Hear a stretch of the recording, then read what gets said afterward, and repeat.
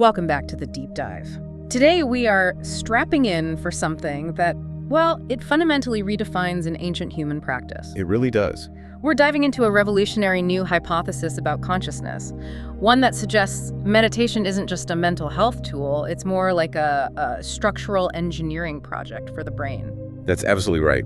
And for you, the learner, the mission today is to really get why leading neuroscientists are moving past treating the brain like, fixed hardware. Like a machine that just needs a periodic software patch? Exactly. Yeah. They see it now as this incredibly plastic architecture, something that can be fundamentally reorganized and rewired for a higher state of function. It's about building a better operating system from the ground up. And that immediately shifts the entire conversation, because if we look at the historical context, the core conflict is really rooted in what we expect from meditation. Right. Most people, if they even try it, are just looking for a little peace and quiet.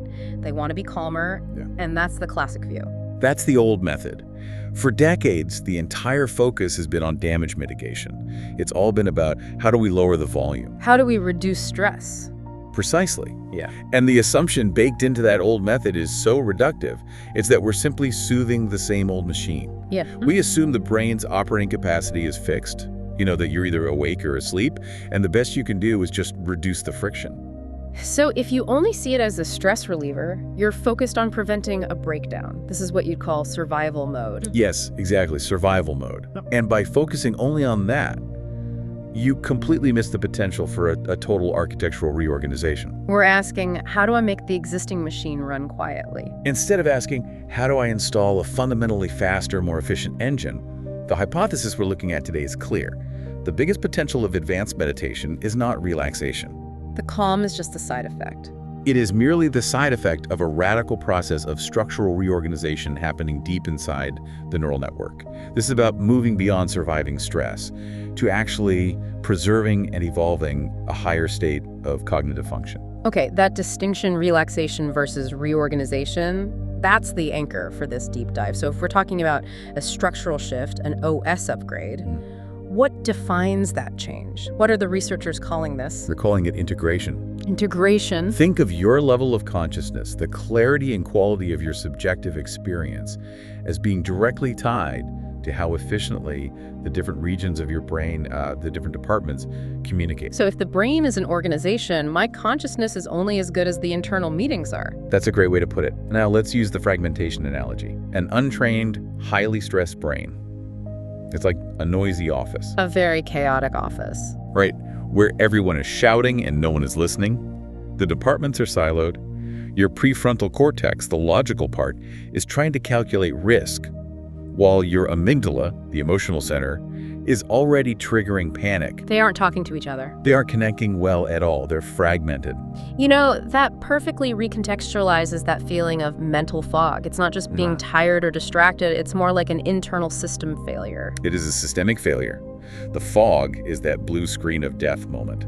The parts of the system can't communicate, and they're overheating from internal conflict. And this is where advanced meditation, as the research proposes, steps in. Oh. It acts like a master conductor organizing the chaos. A master conductor, I like that. So it isn't censoring the instruments, it's just harmonizing the orchestra. How does it do that? It does it by systematically linking the lower instinctual emotional parts of the brain with the higher logical executive centers. Yeah. It's not about suppressing instinct, it's about integrating it so it communicates seamlessly with your decision-making centers. The whole system learns to operate as one. But I see a challenge here. A year-long advanced curriculum that's incredibly demanding. How can we be sure the change is from the meditation and not just, the discipline involved? That's why the structural measurement is so essential.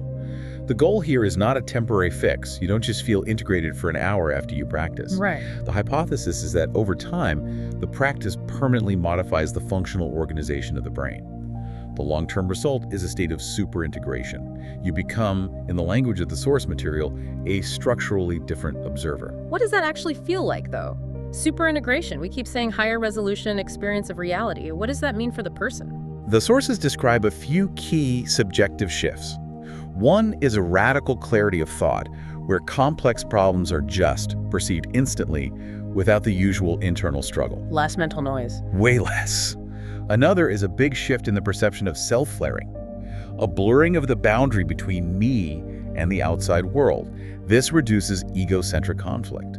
And critically, they report changes in time perception, where the subjective moment seems to slow down or expand. And the researchers are trying to match that feeling with hard data. Exactly, matching that subjective clarity with objective structural reorganization. Which is profound. It moves this whole thing from personal wellness into fundamental neuroarchitectural engineering. But like you said, you can't see these changes in one afternoon. You need proof beyond self-report. Absolutely. And since the goal is measuring permanent change, not just a relaxed state, the researchers are using a novel longitudinal approach, a rigorous year-long meditation curriculum. That's how you monitor for systematic change. Okay, let's get into the tech. How exactly are they monitoring the hardware over 12 months? What lets them watch the rewiring happen? They're using a combination of gold standard metrics. First, EEG electroencephalography to measure the physics of the brain's electrical timing. So brainwaves. Right. Are specific brainwave frequencies synchronizing across hemispheres? Is the timing of communication getting better? And second, they use fMRI, functional magnetic resonance imaging. That tracks physical changes, mainly blood flow, but also structural density. You can literally see which parts of the brain are lighting up and connecting. We can literally monitor which parts are connecting and how quickly the executive centers are activating in response to stimuli. So if the brain is the engine, what are the specific gauges the researchers are watching? What are the, say, 3 critical data points they're tracking? Okay, first, they're building connectivity maps. They want to see if distant regions of the brain, which usually operate on their own, are starting to communicate. They're especially focused on how the default mode network, the part that handles our internal narrative, starts integrating with the executive function centers. So are those bridges being built where only isolated islands existed before? That's the perfect question. Are those previously isolated departments finally holding efficient meetings? Got it. What's the second measurement? The second is hierarchical flow. This tracks how well the executive part of the brain manages the emotional centers without conflict. In a fragmented brain, the emotional centers often just seize control. A hijack. A total hijack, forcing the logical centers offline. They're looking for a measurable shift where the executive steps in like that master conductor, smoothly integrating emotional input into rational decision-making. So you achieve true emotional mastery. The feeling is understood and used, not just suppressed. Precisely. And the third data point is crucial. It's the awareness log. This is where participants rigorously track those subjective shifts, the radical clarity, the reduced self-boundary. So this is what connects the science to the experience. It's the direct connection. It allows the researchers to match the feeling of a higher resolution reality with the quantifiable changes they see in the EEG and fMRI scans. Let's pivot to the real-world implications then. If we use that analogy of a high-performance car, the problem becomes clear. If you only focus on the tires, basic safety, but ignore the oil and fuel, the nutrients, and you don't train the driver, well, the engine will still seize up. That analogy is perfect. And this research suggests that connectivity is the key to optimizing the entire engine at once. So this fundamentally proposes that connectivity is the core tunable variable. It is. And if this is validated, the impact goes way beyond stress reduction. It gives us a new framework for mental evolution. It could shift the entire treatment paradigm for some of the deepest struggles in mental health. How so? Well, it moves us away from treating issues solely with chemistry, just adjusting neurotransmitter levels to manage symptoms, and toward treating them with connectivity. If the core problem is a fragmented brain, then the solution has to be structural integration. Which suggests the quality of the human experience isn't some fixed limit we're born with. It is a tunable variable. That's the major takeaway here. The brain isn't just surviving, it can evolve its architecture. By understanding this, we could develop incredibly specific mental protocols, not just general mindfulness advice, to help people with truly fragmented minds. We're talking about people dealing with things where the brain's internal structure is severely disorganized, like after deep trauma, or even conditions like schizophrenia. Yes. The goal would be to help them literally rebuild and organize their neural bridges, to fix the internal flow.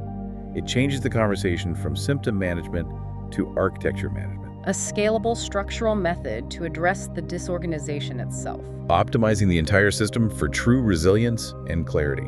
This has been a fascinating deep dive into some truly groundbreaking work. For those wanting to get into the full methodological rigor of the study design, all this insight comes from the proposed research known as VARIA-1. You can find links to the full proposal on our website. And it really raises an important question for you, the listener, to think about. If science can definitively and objectively measure your personal neurological evolution with an fMRI, does that fundamentally change your ethical responsibilities for how you maintain, evolve, and operate your own consciousness? Something profound to mull over. If you found this insight valuable, please give us a rating and a review. It helps us bring more science to you. Catch you in the next deep dive.